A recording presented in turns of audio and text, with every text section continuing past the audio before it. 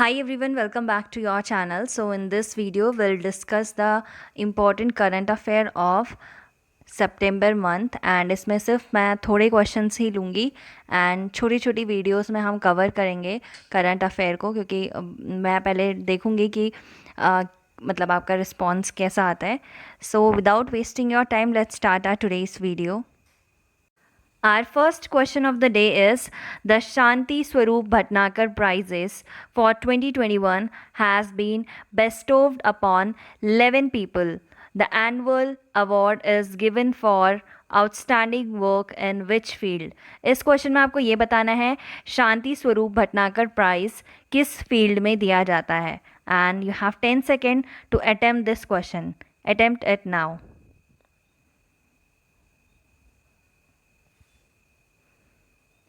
So the correct answer is, I hope आप सब ने करेक्टली ये क्वेश्चन अटेम्प्ट करा होगा. So the correct answer is option number B, science and technology.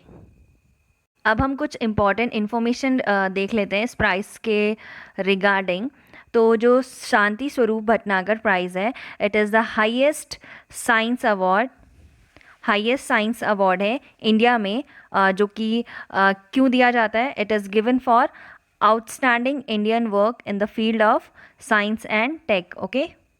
और इस साल 11 साइंटिस्ट को ये अवार्ड रिसीव हुआ है. ठीक है. और ये इस प्राइज़ को या फिर इस अवार्ड को कौन प्रेजेंट करता है या फिर कौन देता है? CSIR.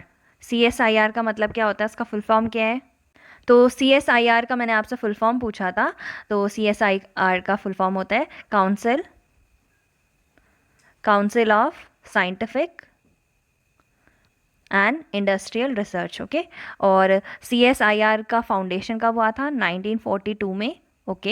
एंड इसका हेडक्वार्टर कहाँ है? न्यू दिल्ली में है. आपको पता है कि हेडक्वार्टर्स पूछ लिया जाता है अक्सर एग्जामिनेशन में.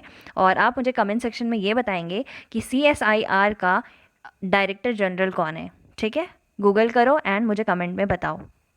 Our next question is, who is said to become the next Prime Minister of Japan? And you have 10 seconds to attempt this question.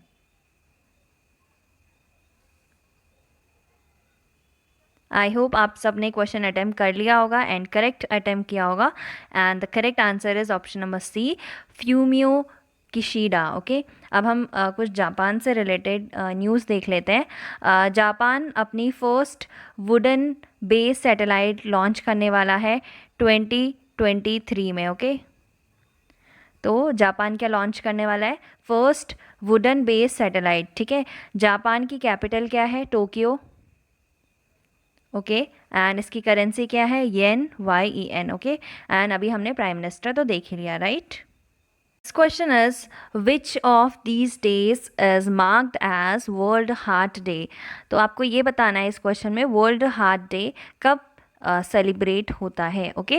And you have 10 second to attempt this question. Attempt it now. I hope आपने correct option choose करा होगा. So the correct answer is option number B, that is 29 सितंबर. Okay. यहाँ पे थोड़ी spelling mistake हो गई है. तो 29 सितंबर को हम क्या बनाते हैं? World heart day. Okay. And 2021 की थीम क्या थी? क्योंकि थीम भी इंपॉर्टेंट होती है, राइट? तो थीम थी use heart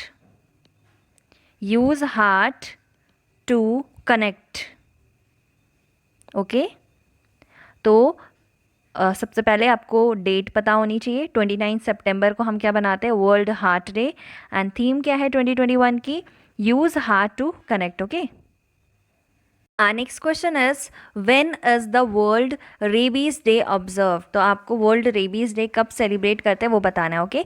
and you have 10 second to attempt this question. Attempt it now. So the correct answer is, I hope आप सबने कर लिया होगा attempt. So the correct answer is option number B, 28 सितंबर. Okay. तो 28 सितंबर को हम क्या बनाते हैं? World rabies day. अब इसकी कुछ ना कुछ थीम रही होगी 2021 की, राइट? तो इसकी थीम थी रेबीज फैक्ट्स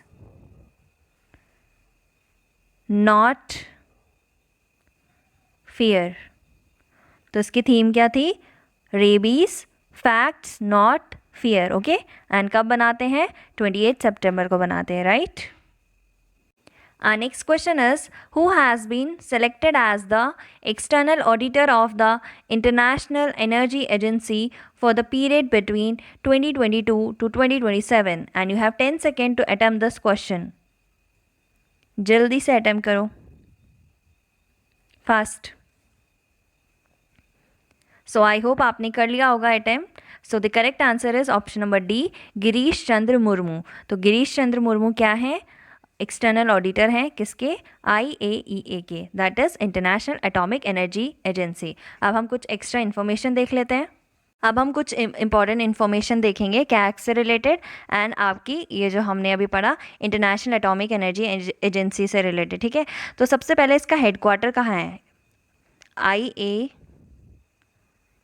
का हेडक्वार्टर कहाँ है?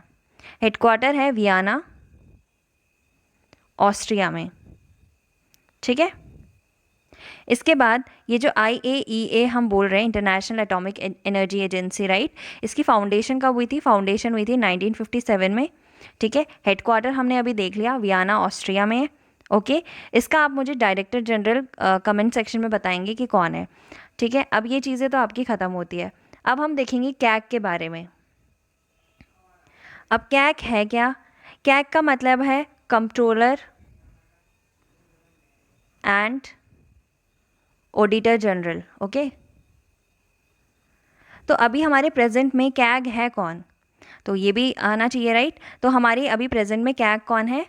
GC Murmu ji, okay.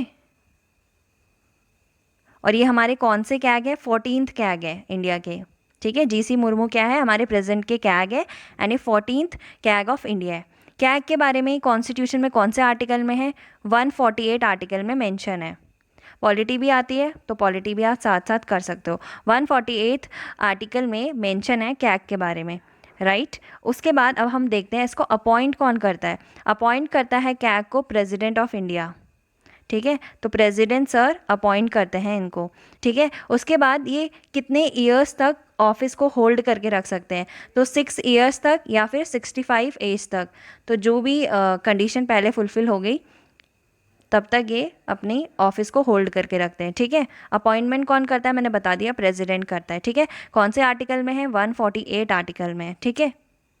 तो आज के करंट अफेयर यहीं पे हम ख़त्म कर रहे हैं, लेकिन आज मैंने क्वेश्चन ऑफ द डे नहीं दिया तो मैं अभी दे देती हूँ। आपको मुझे ये बताना है कि किस मुग़ल रूलर को हम जिंदा पीर बोलते थे। जिंदा पीर किस मुग़ल रूलर को बोलते थे, ठीक है। फर्स्ट क्वेश्चन तो ये हो गया। नेक्स्ट क्वेश्चन आपके लिए है हुमायूं नामा। हुमायूं नामा किसने लिखी है, ठीक है। हुमायूं नामा किसने लिखी है? जिंदा पीर किस रूलर को बोलते थे। एंड थर्ड क्वेश्चन आपके लिए ये है कि जो ट्रंक रोड है, ठीक है, ट्रंक रोड, और जिसको क्या बोलते हैं? GT रोड भी बोलते हैं, ठीक है। तो ट्रंक रोड बोलते हैं या फिर ग्रैंड ट्रंक रोड या फिर GT रोड, एक ही नाम है। तो वो इंडिया में कहीं प्रेजेंट है। सबसे पहले आपको बताना है ये रोड है कहाँ पे और इसको कंस्ट्रक्ट किसने करा था, ठीक है। तो ये आपके क्वेश्चन ऑफ द डे है। तो जो पूरी वीडियो देखेगा ऑब्वियस सी बात है वो कमेंट सेक्शन में इनके आंसर ज़रूर ढूंढ के मुझे बताएगा। एंड जिनको पता है वेल एंड गुड, जिनको नहीं पता वो लर्न कर लो। So thank you so much guys for watching this video. And अगर आपको सेशन अच्छा लगा, छोटा था आई नो, क्योंकि छोटे छोटे पार्ट्स में हम वीडियो कवर करेंगे। बड़ी वीडियो के लिए मुझे थोड़ा टाइम लगता है, तो हम छोटे छोटे पार्ट्स में डेली कुछ ना कुछ क्वेश्चंस करते रहेंगे। एंड अगर आपको वीडियो अच्छी लगी तो शेयर करना है, लाइक करना है, एंड जो भी क्वेश्चन मैंने दिए हैं उसको अटेम्प्ट करना है ताकि मुझे पता चले कि कितने लोग वीडियोज़ देख रहे हैं एंड तक, okay. So thank you so much.